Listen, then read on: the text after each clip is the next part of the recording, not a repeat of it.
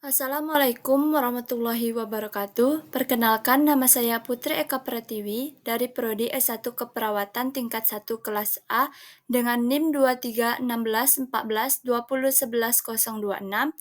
dari Fakultas Ilmu Kesehatan Universitas Muhammad Natsir Bukit Tinggi. Alhamdulillahillazi hadana lihaza wa ma kunna linahtadiya laula an hadanallah. Asyhadu an la ilaha illallah wa asyhadu anna Muhammad abduhu wa rasuluh la nabiyya ba'da amma ba'du.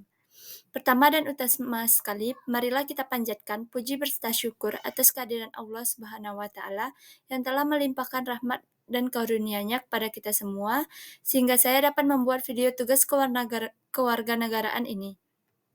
Salawat beriringkan salam tidak bosan-bosannya kita hadiahkan kepada Nabi besar kita yakninya Nabi Muhammad Sallallahu Alaihi Wasallam berupa doa Allahumma sholli ala Muhammad wa ala ali Muhammad. Baik, yang saya hormati adalah Bapak Mata Kuliah Pendidikan Kewarganegaraan yaitu Bapak Wahib Asyari, SAP, MAP, dan teman-teman yang sedang menyaksikan video yang saya buat. Baiklah, untuk tidak memperpanjang mukadimah, saya akan memasuki materi yang akan saya bahas. Saya akan membahas 6 materi. Yang pertama, materi pertama dan kedua, urgensi pendidikan kewarganegaraan, landasan histori, sosiologis, dan yuridis. Sedangkan materi ketiga yaitu dasar historis, yuridis, dan sosiologis kewarganegaraan. Materi keempat yaitu tentang konsep dan urgensi identitas nasional. Materi kelima yaitu konsep dan urgensi integrasi nasional. Materi keenam yaitu landasan, dinamika, dan tantangan integrasi nasional. Baik, kita akan memasuki materi pertama dan kedua tentang urgensi pendidikan, landasan historis, dan sosiologis dan yuridis. Definisi pendidikan kewarganegaraan menurut M. Nu'man Somantri tahun 2001 sebagai berikut. Pendidikan kewarganegaraan adalah program pendidikan yang berintikan demokrasi yang diperluas dengan sumber-sumber pengetahuan lainnya. Pengaruh-pengaruh positif dari pendidikan sekolah, masyarakat, dan orang tua, yang kesemuanya itu diproses guna melatih para siswa untuk berpikir kritis, analitis, bersikap dan bertindak demokratis, dalam mempersiapkan hidup yang demokratis berdasarkan Pancasila dan Undang-Undang 1945. Tujuan pendidikan kewarganegaraan dimanapun umumnya bertujuan untuk membentuk warga negara yang baik atau bisa dinamakan dengan good citizen. Dasar historis, yuridis, dan sosiologis kewarganegaraan. Pertama, dasar historis. Pendidikan kewarganegaraan di Indonesia awalnya diselenggarakan oleh organisasi pergerakan yang bertujuan untuk membangun rasa kebangsaan dan cita-cita Indonesia merdeka. Sedangkan dasar yuridis, pendidikan kewarganegaraan Indonesia lahir karena tuntutan konstitusi atau UUD 1945 dan sejumlah kebijakan pemerintah yang berkuasa sesuai dengan masanya.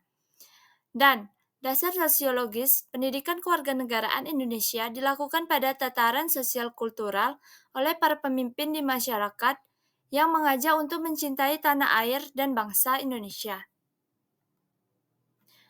Jadi, dapat disimpulkan materi pertama kedua yaitu pendidikan kewarganegaraan tidak hanya didasarkan pada konstitusi negara yang bersangkutan, tetapi juga tergantung pada tuntutan perkembangan zaman dan masa depan. Misalnya kecenderungan masa depan bangsa meliputi isu tentang HAM, pelaksanaan demokrasi, dan lingkungan hidup. Sebagai warga negara muda, mahasiswa perlu memahami, memiliki kesadaran, dan partisipatif terhadap gejala demikian. Baiklah, kita akan memasuki materi ketiga, yaitu tentang konsep dan urgensi identitas nasional. Menelusuri konsep dan urgensi identitas nasional. Konsep identitas nasional dibentuk dengan dua kata dasar ialah identitas dan nasional.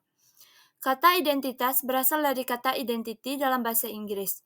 Sedangkan dalam Kamus Besar Bahasa Indonesia atau KBBI, identitas berarti ciri-ciri atau keadaan khusus seseorang atau jati diri. Dengan demikian, identitas menunjukkan pada ciri atau penanda yang dimiliki oleh seseorang, pribadi, dan dapat pula kelompok. Penanda pribadi misalnya diwujudkan dalam bentuk identitas, misalnya KTP, ID card, surat izin mengemudi atau SIM, kartu pelajar, dan kartu mahasiswa. Kata nasional berasal dari kata nasional dalam Inggris, yang dalam Oxford Advanced Learners Dictionary berarti pertama, connected with a particular nation, shared by a world nation. Kedua, owned, controlled, or financial supported by the federal government. Dalam Kamus Besar Bahasa Indonesia, nasional berarti bersifat kebangsaan, berkenan atau berasal dari bangsa sendiri, meliputi suatu bangsa. Dalam konteks pendidikan kewarganegaraan, identitas nasional lebih dekat dengan arti jati diri, yakni ciri-ciri atau karakteristik, perasaan atau keyakinan tentang kebangsaan yang membedakan bangsa Indonesia dengan bangsa lainnya. Berikutnya itu dasar historis, yuridis, dan sosiologis identitas nasional. Pertama, historis. Identitas nasional ditandai ketika munculnya kesadaran rakyat Indonesia sebagai bangsa yang sedang dijajah oleh bangsa asing pada tahun 1908 yang dikenal dengan masa kebangkitan nasional atau bangsa. Sedangkan berdasarkan sosiologis, identitas nasional telah terbentuk dalam proses interaksi komunikasi dan persinggungan budaya secara alamiah baik melalui perjalanan panjang menuju Indonesia merdeka maupun melalui pembentukan intensif pasca kemerdekaan. Secara yuridis, bentuk identitas nasional Indonesia menjadi penciri atau pembangun jati diri bangsa Indonesia yang meliputi sebagai bangsa nasional atau bahasa negara, lambang negara Garuda Pancasila, dan lagu kebangsaan Indonesia Raya. Jadi, kenapa sih identitas nasional sangat penting bagi bangsa Indonesia? Saya di sini memaparkan 3. Pertama, bangsa Indonesia dapat dibedakan dan sekaligus dikenal oleh bangsa lain. Kedua, identitas nasional bagi seluruh negara bangsa sangat penting bagi kelangsungan hidup negara bangsa tersebut karena dapat mempersatukan negara atau bangsa.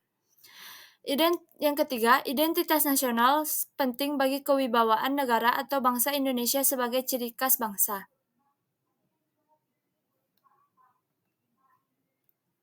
Kita akan memasuki materi keempat, yaitu unsur-unsur dinamika dan tantangan identitas nasional. Pertama, lunturnya nilai-nilai luhur dalam praktik kehidupan berbangsa dan bernegara. Contohnya, rendahnya semangat gotong royong, kepatuhan hukum, kepatuhan membayar pajak, kesantunan, kepedulian, dan lain-lain. Sedangkan yang nomor 2, nilai-nilai Pancasila belum menjadi acuan sikap dan perilaku sehari-hari. Maksudnya di sini adalah perilaku jalan pintas, tindakan serba instan, mencontek, plagiat, tidak disiplin, tidak jujur, malas, kebiasaan merokok di tempat umum, buang sampah sembarangan, dan lain-lain. Yang ketiga yaitu rasa nasionalisme dan patriotisme yang luntur dan memudar. Contohnya, lebih menghargai dan mencintai bangsa asing, lebih mengagungkan prestasi bangsa lain dan tidak bangga dengan prestasi bangsa sendiri, lebih bangga menggunakan produk asing daripada produk bangsa sendiri, dan lain-lainnya.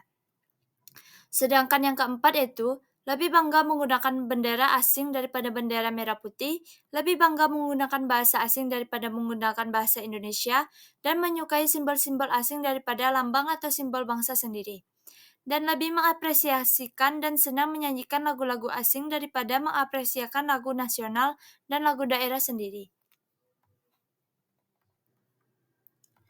Selanjutnya kita akan memasuki tentang tantangan identitas nasional. Tantangan dan masalah yang dihadapi terkait dengan Pancasila telah banyak mendapat tanggapan dan analisis sejumlah pakar. Seperti Asyumardi Azra menurut Tilar tahun 2007.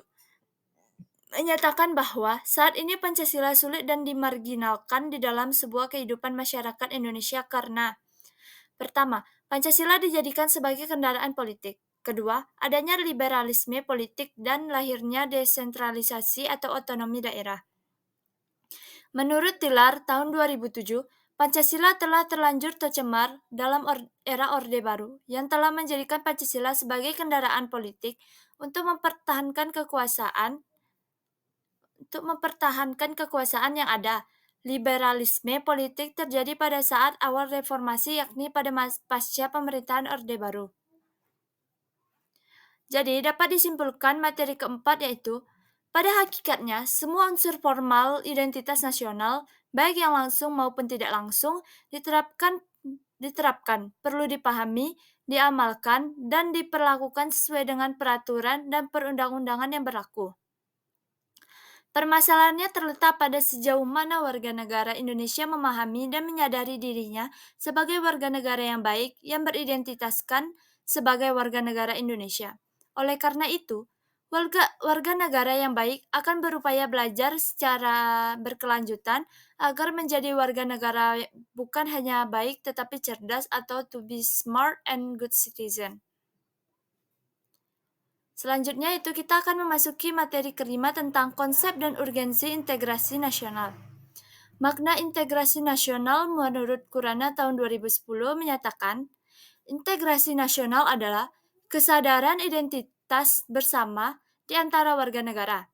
Ini berarti bahwa meskipun kita memiliki kasta yang berbeda, agama dan daerah, dan berbicara bahasa yang berbeda, kita mengakui kenyataan bahwa kita semua adalah satu.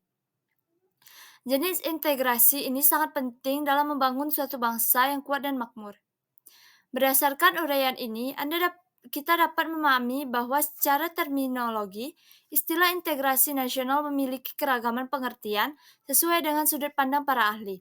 Namun demikian, kita dapat menemukan titik kesamaannya bahwa integrasi dapat berarti penyatuan, pembauran, keterpaduan sebagai kebulatan dari unsur atau aspek-aspeknya. Kita masuk pada jenis-jenis integrasi. Pertama, integrasi politik. Dalam tataran integrasi politik terdapat dimensi vertikal dan horizontal. Dimensi yang bersifat vertikal menyangkut hubungan elit dan massa, baik antara elit politik dengan massa pengikut atau antara penguasa dan rakyat guna menjembatani celah perbedaan dalam rangka pengembangan proses politik yang partisipatif. Dimensi horizontal menyangkut hubungan yang berkaitan dengan massa teritorial antara daerah, antar suku, umat beragama, dan golongan masyarakat Indonesia. Sedangkan yang integrasi ekonomi berarti terjadi saling ketergantungan antara daerah dalam upaya memenuhi kebutuhan hidup rakyat.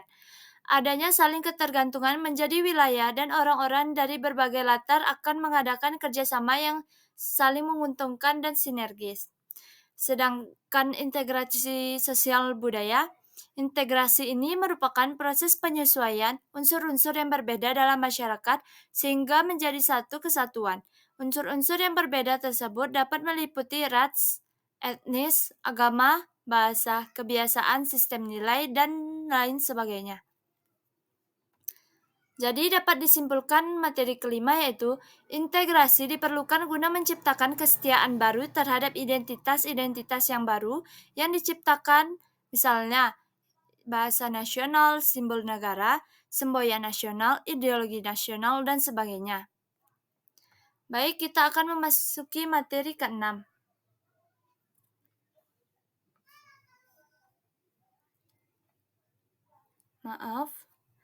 Materi ke-6 yaitu tentang landasan, dinamika, dan tantangan integrasi nasional. Kita akan memasuki yang pertama itu perkembangan sejarah integrasi di Indonesia. Menurut Suroyo tahun 2002, ternyata sejarah menjelaskan bangsa kita sudah mengalami pembangunan integrasi sebelum bernegara Indonesia yang merdeka. Menurutnya ada 3 model integrasi dalam sejarah perkembangan integrasi di Indonesia, yakni pertama, model integrasi Imperium Majapahit. Maksudnya di sini adalah model integrasi pertama ini bersifat kemaharajaan atau Imperium Majapahit. Struktur kemaharajaan yang begitu luas ini berstruktur konsentris. Kedua, model integrasi kolonial. Maksudnya di sini model integrasi kedua atau lebih tepatnya disebut integrasi atau atas wilayah Hindia Belanda baru sepenuhnya dicapai pada abad 20 dengan wilayah yang terentang dari Sabang sampai Merauke. Ketiga yaitu model interaksi nasional Indonesia. Model integrasi ketiga ini merupakan berintegrasinya bangsa Indonesia sejak bernegara pada merdeka pada tahun 1945. Yang kedua, pengembangan integrasi di Indonesia. Faktor yang menentukan tingkat integrasi suatu negara adalah: pertama, adanya ancaman dari luar, contohnya, ketika penjajah ingin kembali ke Indonesia, masyarakat Indonesia bersatu padu melawannya. Kedua, gaya politik kepemimpinan. Gaya politik para pemimpin bangsa dapat menyatu atau mengintegrasikan masyarakat bangsa tersebut. Ketiga, kekuatan lembaga-lembaga politik. Lembaga politik, misalnya birokrasi, juga dapat menjadi sarana pemersatu masyarakat bangsa. Birokrasi yang satu dan padu dapat menciptakan sistem pelayanan yang sama, baik, dan diterima oleh masyarakat yang beragam. Yang keempat yaitu ideologi nasional. Ideologi merupakan seperangkat nilai-nilai yang diterima dan disepakati. Ideologi juga memberi visi dan beberapa paduan bagaimana cara menuju visi atau tujuan itu. Jika suatu masyarakat meskipun berbeda-beda tetapi menerima satu ideologi yang sama, maka memungkinkan masyarakat tersebut bersatu. Kelima yaitu kesempatan pembangunan ekonomi. Jika pembangunan ekonomi berhasil dan menciptakan keadilan, maka masyarakat tersebut bisa menerima satu kesatuan. Kita akan masuk pada tantangan dalam membangun integrasi. Tantangan itu ditambah oleh adanya tarikan global di mana keberadaan negara bangsa sering dirasakan terlalu sempit untuk mewadahi tuntutan dan kecenderungan global. Dengan demikian, keberadaan negara berada dalam dua tarikan sekaligus, yaitu tarikan dari luar berupa globalisasi yang cenderung mengabaikan batas-batas negara bangsa, dan tarikan dari dalam berupa kecenderungan menguatkannya ikatan-ikatan yang sempit seperti ikatan etnis, kesukuan, atau kedaerahan. Disitulah nasionalisme dan keberadaan negara nasional mengalami tantangan yang semakin berat. Baik, itulah materi dari 6 materi secara ringkas. Jadi, apa yang bisa saya berikan pada negara atau kontribusi dan prestasi yang saya berikan kepada negara dengan status saya saat ini? Yang dapat saya berikan sebagai mahasiswa adalah seperti sekarang ini, yaitu membagikan pengetahuan tentang arti pentingnya kewarganegaraan bagi masyarakat dan negara, dan pentingnya identitas negara bagi bangsa Indonesia. Dan saya juga ingin adik-adik yang baru lulus untuk bergabung bersama kami di Universitas Muhammad Nasir Bukit Tinggi sebagai mahasiswa baru. Sekian dari hasil presentasi saya. Jika ada salah kata mohon dimaafkan. Wabillahi taufik wal hidayah. Assalamualaikum warahmatullahi wabarakatuh.